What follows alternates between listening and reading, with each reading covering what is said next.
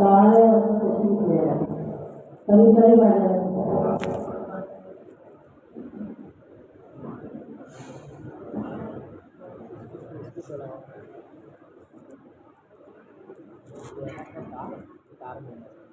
الحمد لله نحمده ونستعينه ونستغفره ونؤمن به ونتوكل عليه ونعوذ بالله من شرور أنفسنا ومن سيئات أعمالنا من يهده الله فلا مضل له ومن يضلله فلا هادي له ونشهد أن لا إله إلا الله وحده لا شريك له ونشهد أن سيدنا وسندنا ومرشدنا ومولانا محمدا عبده ورسوله صلى الله تعالى عليه وعلى آله وأصحابه وبارك وسلم تسليما كثيرا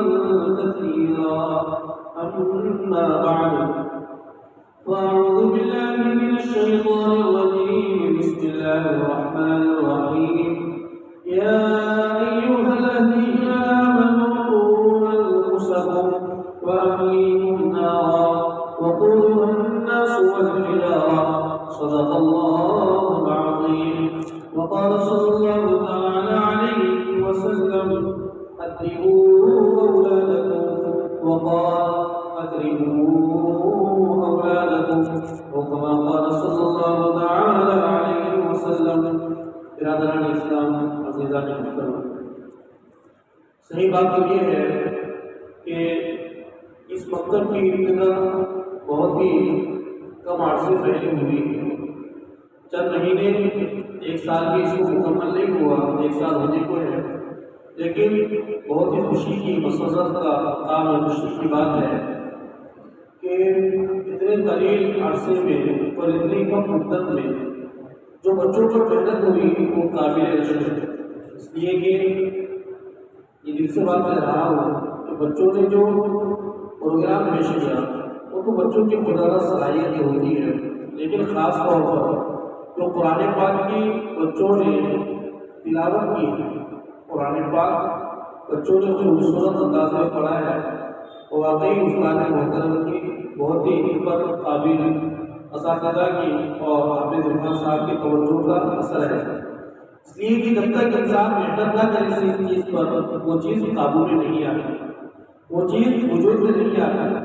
لیکن جب کسی چیز پر جہد مسلسل ہوتی ہے، محنت ہوتی ہے، بچوں کے ذہن جو خالی ہوتے ہیں، اگر ان کے ذہن پر بچپن ہی کے اندر کچھ ان کو یاد کروا دیا جائے، ان کے ذہن کو کسی طرف موڑ دیا جاتا ہے تو بچے اس طرف چل پڑتے ہیں اور ان کے ذہن میں جو بھی بچپن میں یاد ہو جاتا ہے تو وہ نقش کا حجر کی طرح ہو جاتا ہے، جیسے پتھر پر لکھا ہوا وہ نہیں سکتا. ذرا سوچنے سے طبیعت آتا ہے، لیکن خیال آسان لوگ ہیں تو بچے کے ذہن پر بھی جب انسان لکھ دیتا ہے کوئی چیز اس کو یاد کرواتا ہے تو وہ بڑھاپے تک ذہن و دماغ سے نہیں نکلتی. ہم نے کتنے بڑوں کو دیکھا ہے،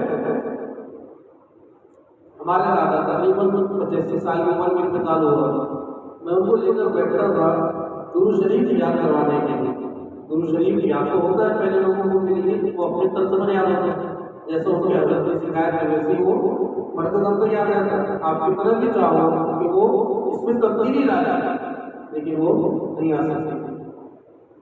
ایک مولانا صاحب قصہ سنا رہے تھے، ایک صاحب کو جماعت میں لے گئے تھے اور ان کو سورہ فاتحہ یاد کروانے لگے، الحمدللہ رب العالمین. ان کو زبان پر چڑھ نہیں رہا، انہوں نے جو لکھا ہوا تھا الحمدللہ رب العالمین کی جگہ پر اور انہوں نے الفاظ رکھ رکھے تھے غالباً الحمدللہ کی جگہ للہ یا دلہ، انہوں نے اس طریقے سے الفاظ رٹے تھے. وہ کہا کہ 40 دن کو ان کو یاد نہیں ہوئی کیونکہ شروع سے ویسے ہی بتایا گیا. اللہ کا کروڑوں مرتبہ ہمیں شکر ادا کرنا چاہیے کہ آج پروردگار عالم نے ہمارے اپنے شہر میں ہماری بستی میں آج سینکڑوں حفاظ علماء کو پیدا کر کے ہم پر عظیم احسان فرمایا کہ جہاں ہماری دنیا پہلے سے سنور رہی تھی اللہ نے آخرت میں سنورنے کا ہمارے لیے انتظام فرما دیا. ورنہ آپ یاد کرو اس دور کو بھی جب چھوٹے تھے زیادہ وقت نہیں گزرا 20-25 سال پہلے تو ہمارے محلے میں بھی 2000 کلومیٹر سے کوئی حافظ صاحب آتے تھے اور تراویح پڑھتے تھے. کیا پڑھتے تھے ان کو ہی پتا تھا, مدرسہ پڑھتے تھے سمجھ بھی نہیں آتا تھا کیا پڑھ رہے ہیں. لیکن پورے شہر میں 2-4 مسجدوں میں قرآن سے نماز ہوتی ہوتی, باقی سب وہی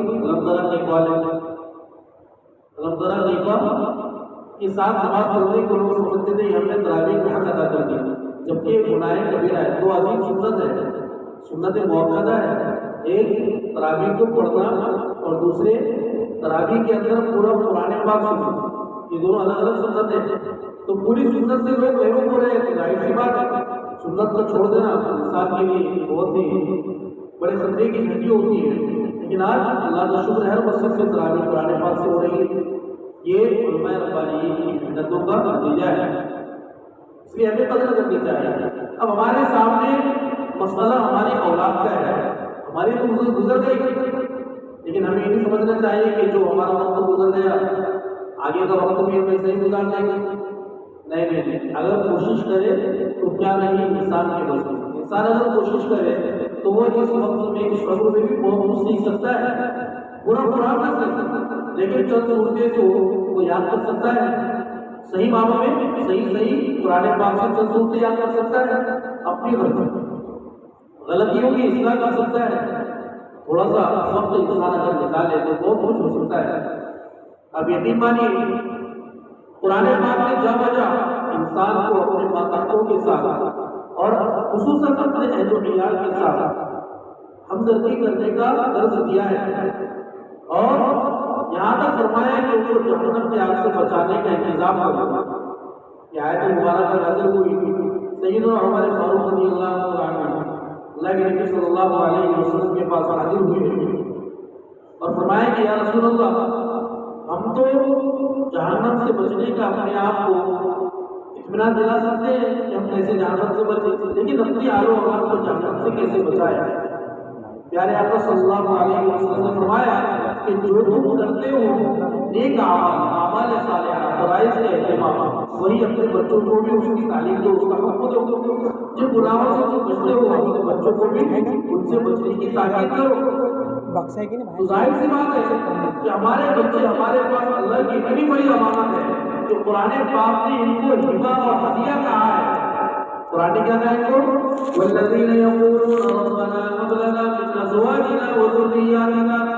قرآن نے کہا یہ تمہارے لیے ہدیہ ہے, ہم نے تم کو اولاد بطور ہدیے کی دی. اب سچی بتاؤ انسان اگر کسی کو ہدیہ دیتا ہے تو اس میں سامنے والے کو جو ہدیہ دے رہا ہے اس کا کوئی کمال ہوتا ہے کیا؟ نہیں, وہ ہدیہ دینے والے کے اوپر موقف ہوتا ہے.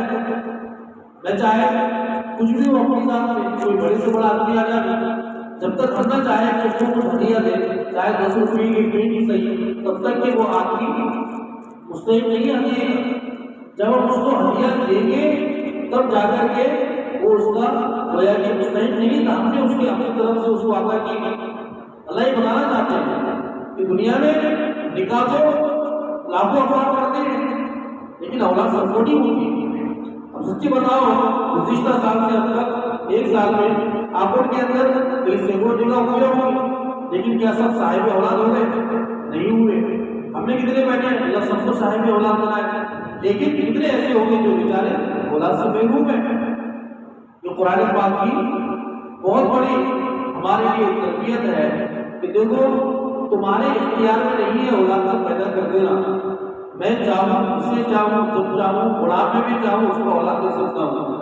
باقی تم چاہے جتنی مرضی پوری دنیا کے ہاسپٹل گھوم لو, پوری دنیا کی دوائیاں کھا لو, تم اولاد پیدا نہیں کر سکتے.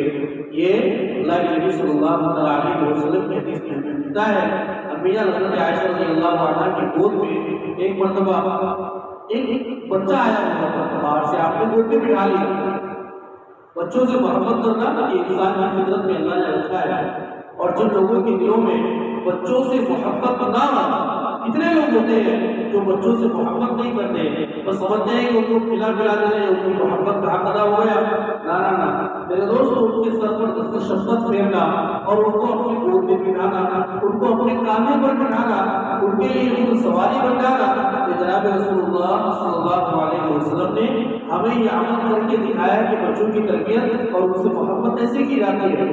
حضرات حسنین کو آپ نے اپنے کاندھوں پر بٹھایا تاکہ جب سجدے میں آپ ہوتے اور حضرات حسنین میں سے کوئی آپ کی پیٹھ پر آ کر بیٹھ جاتا تو پیارے آقا صلی اللہ علیہ وسلم سجدہ طویل فرما لیا کرتے، سجدہ لمبا کر دیا کرتے کہ کہیں میرے اٹھنے کی وجہ سے میرا بچہ، میرا نواسا گر نہ جاتا. کتنی شفقت ہے، کتنی محبت. ہم کیا کرتے، بچوں مسجد میں آگے شور کرتے بھگاؤ رہے، طرح طرح کے لوگ اس کے بچوں کے اوپر ضرور ڈالتے تھے. کتنے مساجد میں تو بچوں کو مارا بھی جاتا ہے. غلط بات ہے، بچے نہیں شور کریں گے تو کون کرے گا؟ ہمیں اپنا بچپن میں جھانک کر دیکھ لینا چاہیے، ہے نا. ہم اپنے بچپن میں جس عمر میں بچے مسجد سے آ کر یہ حرکتیں کر رہے ہیں اس عمر میں ہماری کیا حالت تھی. تو بہرحال یہ اولاد اللہ نے ہدیہ ہمیں دیا ہے. اولاد انسان کی اختیاری چیز نہیں ہے. حضرت عائشہ نے پوچھا یا رسول اللہ، آپ کی آنکھوں میں آنسو آ گئے. کہا کہ یا رسول اللہ، میری بھی خواہش ہے، میری بھی چاہت ہے کہ میری گود بھی بھری ہو، میری گود میں بھی کوئی بچہ پڑھ رہا ہو. میری بھی خواہش ہے کہ میں کسی اپنے بچے کو تعلیم و تربیت دوں. اللہ کے نبی صلی اللہ علیہ وسلم نے ایک عام وقت ارشاد فرمایا کہ عائشہ یہ میرے ہاتھ میں نہیں ہے، یہ میرے قبضے میں نہیں ہے کہ میں اپنی تمہیں بھی خود اولاد کر سکتا. ظاہر سی بات ہے، اللہ کے نبی صلی اللہ علیہ وسلم کو صرف ایک بیوی سے اولاد ہے، اور وہ بھی اس خاتون سے، اس ماں سے ہماری جن کے پہلے سے کئی نکاح بھی ہو چکے تھے اور ان کی کئی اولادیں بھی موجود تھیں. اسے اللہ نے اولاد عطا فرمائی. باقی جتنے آپ نے نکاح کیے کسی سے اولاد نہیں ہوئی، صرف ماریہ قبطیہ رضی اللہ عنہا کے علاوہ جو ایک ماں تھی اور ان سے آپ کے بیٹے حضرت ابراہیم رضی اللہ عنہ پیدا ہوئے. باقی حضرت عائشہ رضی اللہ عنہ اولاد پیدا کرنے کی ساری صلاحیتیں موجود ہیں. حضور مطلوب صلی اللہ علیہ وسلم کو اللہ نے جنت کے 40 مردوں کے برابر طاقت عطا فرمائی. کتنے؟ جنت کے 40 مردوں کے برابر. اور جنت میں ایک مرد کی طاقت دنیا کے تقریباً 100 مردوں کے برابر طاقت ہوتی ہے. اس اعتبار سے دیکھا جائے تو اللہ کے نبی کو 4000 مردوں کے برابر اللہ نے طاقت دی تھی. لیکن اس کے باوجود کیا ہوا؟ حضرت عائشہ کو آپ اولاد نہ دے سکتے. کیوں؟ اس میں اللہ کی مصلحت ہے، وہ الگ بات ہے. لیکن ہمیں بتایا گیا کہ ایک نبی حضرت یحییٰ علیہ السلام کی پیدائش کے لیے ان کے والد حضرت زکریا زندگی بھر تک کوشش کرتے رہے، اللہ سے مانگتے رہے. اللہ نے قبول کیا، لیکن کب قبول کیا؟ جب ان کے بچہ پیدا کرنے والی ساری صلاحیتیں ختم ہو چکی تھی. یعنی بالکل آپ بوڑھے ہو چکے، اس عمر میں داخل ہو چکے ہیں جس کے اندر انسان کی اولاد پیدا کرنے کی صلاحیت تقریباً ختم ہو جاتی ہے. ان کی بیوی یہ بوڑھی اور فوت ہو گئی، پھر اللہ نے اولاد سے نوازا. تو یہ اللہ کی طرف سے بڑا تحفہ ہے. ہمیں ان کی صحیح تعلیم و تربیت کرنا ہے. ایک بچے نے ماشاءاللہ آپ کے سامنے سورہ قنوت پڑھ کر سنائی، دل باغ باغ ہو گیا، خوش ہو گیا. کتنے پیارے انداز میں بچے نے سورہ قنوت پڑھا. ہم میں سے کتنے لوگوں کو یاد نہیں ہوگا، لیکن بچے ماشاءاللہ پڑھ رہے ہیں، یاد کر رہے ہیں. والدین کو خوش بھی ہونا چاہیے اور بچوں سے سیکھنا بھی چاہیے کہ جب میرا بچہ یہ پڑھ سکتا ہے، یاد کر سکتا ہے، اللہ نے اس کو ذہن دیا، حافظہ دیا، تو میں بھی کوشش کر کے کم از کم جو ضروری چیزیں وہ یاد کر سکتا ہوں. میری نماز کے اندر جو ضروری چیزیں مجھے روزمرہ پڑھنی پڑتی ہے، اگر وہ بھی مجھے یاد نہیں، کیا ہے کہ یاد تو ہے لیکن اس میں کئی غلطیاں ہیں، تو ان غلطیوں کو میں درست کرنے کا ضرور مطلب تو مجھے یاد کر کے اس کو درست کرنی چاہیے. یہ پروردگار عالم نے آج ہمارے لیے مدارس کا مقاصد کا جال بچھا دیا. یقین مانو پہلے ہم نے ایک مکتب میں چوک میں مکتب چلتا تھا، ایک مکتب میں ایک استاد پتہ نہیں کیا، اور اس کے اندر تقریباً 150 بچے آ رہے ہیں، اور اس میں برفی، کھرنی، املی، اونٹا کیا کیا پڑھایا جا رہا تھا، کچھ بھی نہیں آتا تھا. لیکن آج الحمدللہ مکتب کے بچے ایسے قرآن پڑھ رہے ہیں جیسا کہ وہ طالب علم جس نے اپنا گھر بار چھوڑ کر 5-10 سال کے لیے جو اللہ کے لیے رخ ہو جاتا ہے مدرسہ چلے جاتا ہے اور وہاں جو قرآن پاک پڑھنے کا طرز بچوں کو سکھایا جاتا ہے، الحمدللہ ہمارے مکاتب میں اسی طرز پر بچوں کو پڑھایا جا رہا ہے۔ مگر اتنا بڑا فضل ہے، اتنا آپ سمجھنے کی آ رہے تو بہت چھوٹی چیز ہے نا، چھوٹی چیز نہیں ہے۔ پہلے صحابہ کرام ایک ایک آیت اور ایک ایک اللہ کے نبی کے فرمان کو سیکھنے کے لیے جو کسی صحابی کے پاس ہوتا دوسرے صحابی کے پاس ہوتا اور وہ مدینہ سے کئی میل کے فاصلے پر لا کر دے وہاں جایا کرتے تھے، کیوں کہ میں بھی اللہ کے نبی کی اس حدیث کو سیکھنا چاہتا ہوں جو میرے برا ساتھی کے پاس ہے۔ آج ہمارے یہاں کیا ماحول ہے، سارا علم اللہ نے ہمارے پاس دے دیا اور اس کے باوجود بھی میرے دوستوں ہم قدر نہیں کریں گے تو یقین مانو ہم اللہ کی نافرمانی کرنے والے لوگوں میں شمار ہوں گے۔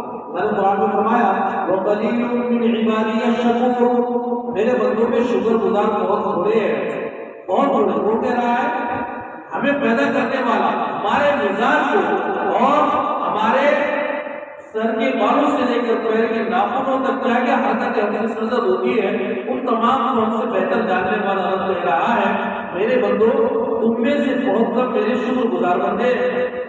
تو اندازہ لگاؤ کتنے کم ہوں گے شکر گزار؟ اللہ جب تم کہہ رہے ہیں زیادہ تر ناشکری کرنے والے، اور سب سے بڑی ناشکری یہ ہے کہ انسان اپنے دین کی اور اپنے علماء کی اپنے مکاتب مدارس کی ناقدری کرے، جس سے انسان دنیا میں زندہ بچا ہوا ہے۔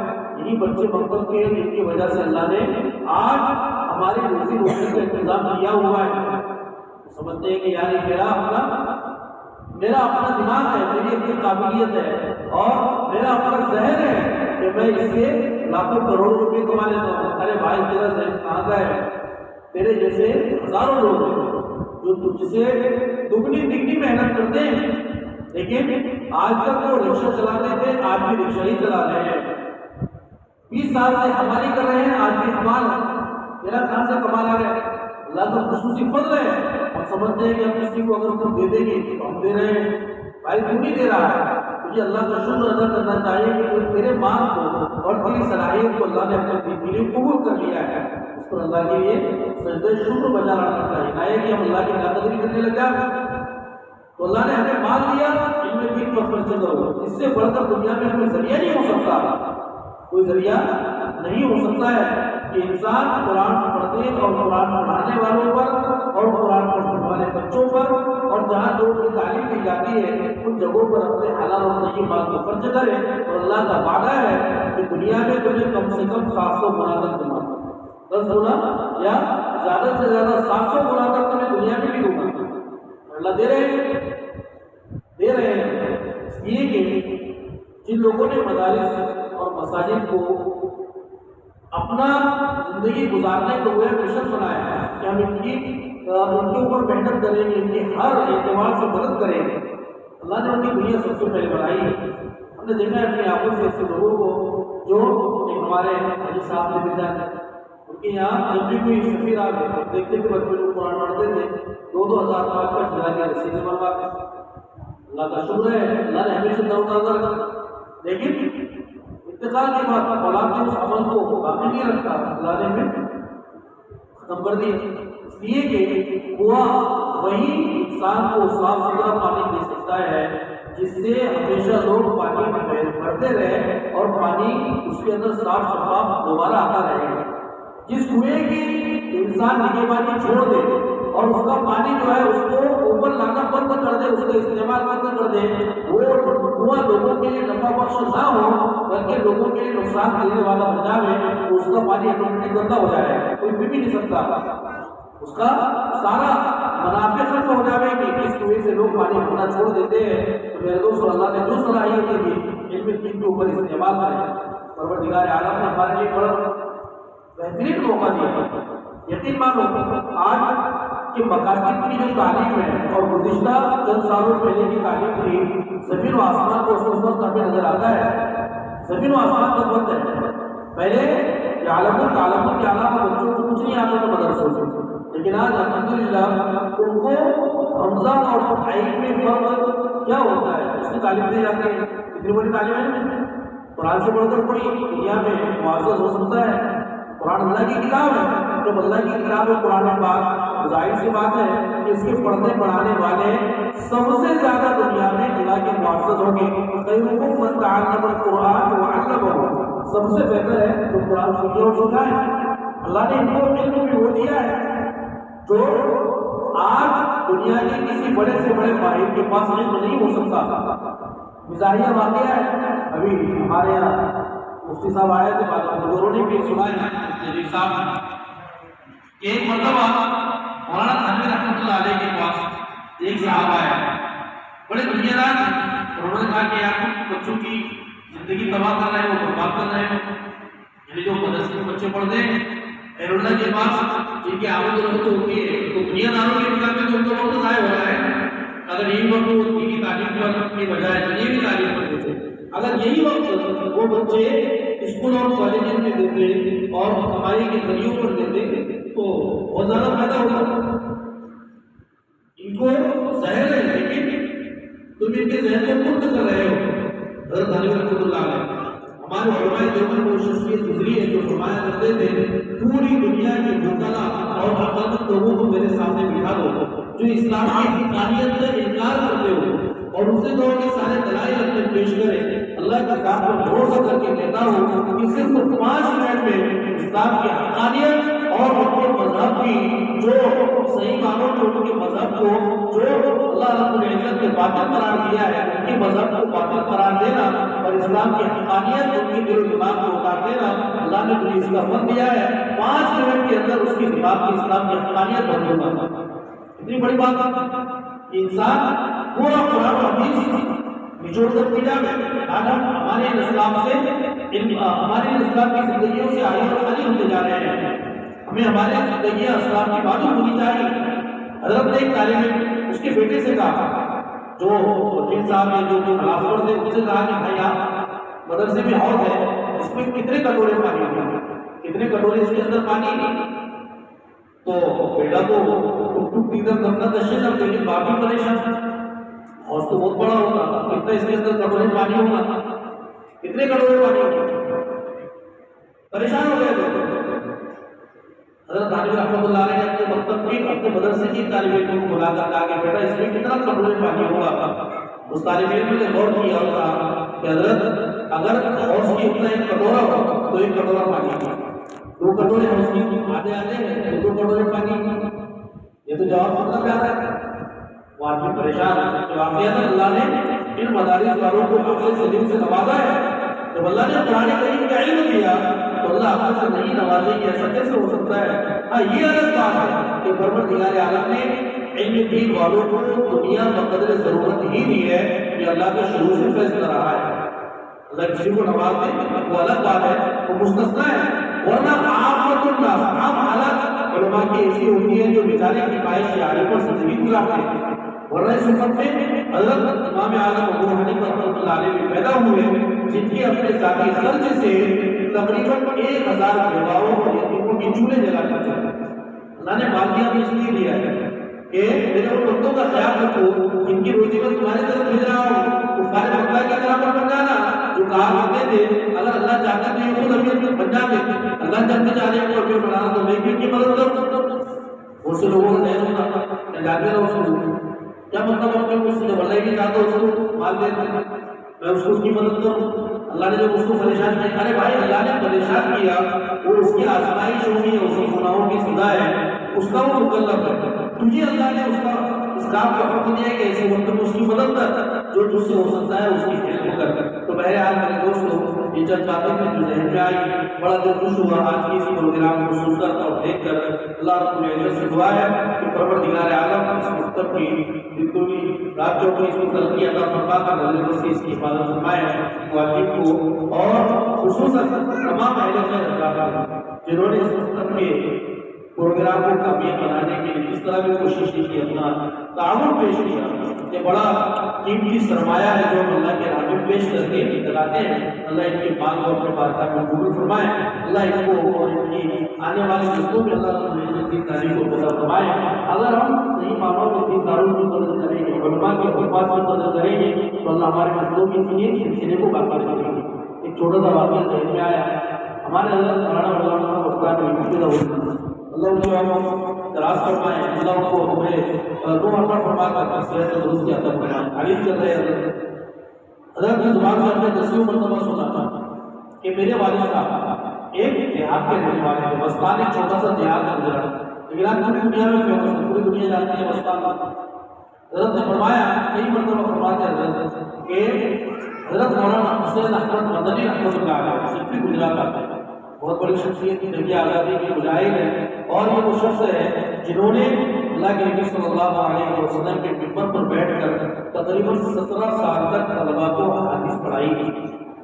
بڑا مقام ہوا ہے جو آج ہم ان کے علموں سے ناواقف ہیں، جنہوں نے ان کے عرب ملکوں میں تقریباً آج بھی 70,000 بڑے بڑے علماء شاگرد ہیں۔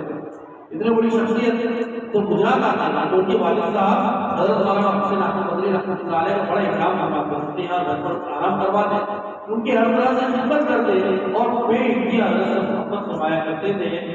مولانا فرماتے ہیں کہ انہیں کی محبت کا نتیجہ تھا، توجہ کا نتیجہ تھا، چھوٹے سے حضرت کے پاس بیٹھتے تھے آ کر، وہ ہمارے سر پر دست شفقت پھیرتے تھے حضرت کی توجہات پر، نتیجہ اور میرے والد سے ان کی دلی تعلق کی کیفیت تھی، اور ہر عالم ربانی سے انہیں دلی تعلق کی جو ہے تو نسبت، ان کے جو دلی تعلق تھا اس کی یہ کیفیت اور اس کی برکت ہوئی کہ اللہ رب العزت نے ہمارے خاندان کے علماء اور استاذ کا سلسلہ جاری کیا۔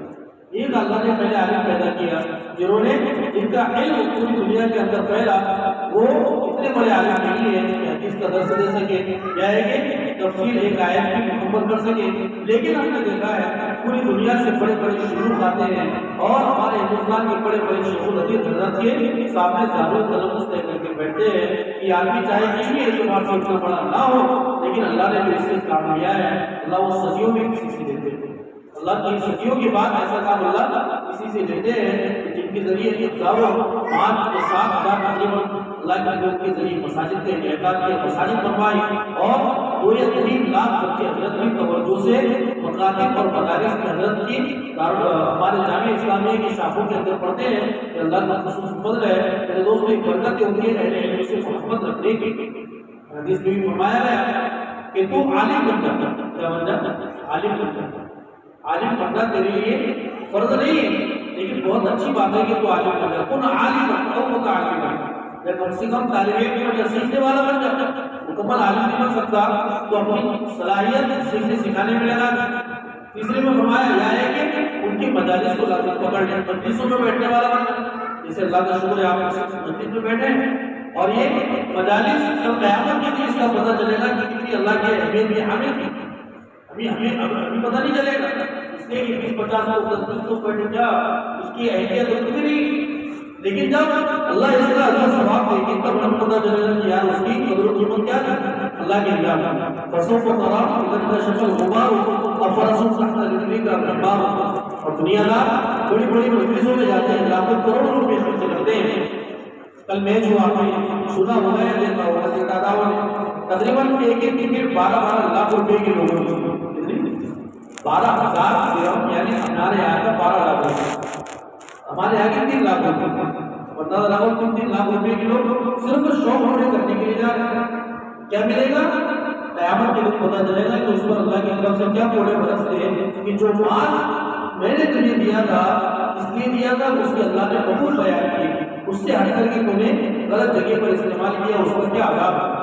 تو بہرحال ان مجالس کی بڑی اہمیت ہے، جب ہم ان مجلسوں میں بیٹھیں گے تو ہمیں علم دین حاصل کرنے کا یا کم از کم اپنی آنے والی پیڑھی کو علم دین حاصل کروانے کا جذبہ پیدا ہوگا۔ اور چوتھے نمبر پر فرمایا یا کم از کم اللہ کے نبی نے چوتھے نمبر پر فرمایا عالم بن جا، متعلم بن جا، سیکھنے والا بن جا، یا یہ کہ ان کی مجلسوں میں بیٹھا کر چوتھے نمبر پر ہے یا کم از کم ان سے محبت کرنا، نہیں بیٹھنا ہوتا نہ جا کر محبت ہی کر، ان سے محبت کرنا، جانا نہیں ہوتا، وہ سلام ہونی محبت عقیدت سے ملا کر، اور فرمایا خبردار 5واں نہ بننا۔ 5واں کون ہے؟ ان سے بغض کرنے والا، ان سے عناد رکھنے والا، اور ان کی پیچھے غیبت کرنے والا، ان کی برائیوں کو۔ دنیا میں انسان ہے، فرشتے تھوڑی نہ ہے، اور انسان بھی کم ہے، 15ویں صدی کے انسان، یعنی برے کاموں میں اور جیسے جیسے اللہ کے نبی کے زمانے سے بہت ہوتا جائے گا، دوری ہوتی جائے گی، قیامت کے قریبی زمانہ جائے گا، ویسے ویسے ہر چیز میں انسان کی ہر چیز میں، ہر اچھی بات میں بڑھوتری کی بجائے کمی آتی جائے گی۔ تو اس لیے ہمیں کمیوں کو نہ دیکھتے ہوئے جو ہمیں درس دیا گیا ہے، جس کی تعلیم دی گئی اس پہ عمل کرنا ہے۔ پروردگار عالم سے دعا ہے کہ اللہ تمام کے بیٹے کو قبول فرمائے، اللہ رب العزت کی تمام کی جائز تمناؤں اور خواہشات کو اپنے خزانے میں پورا فرمائے۔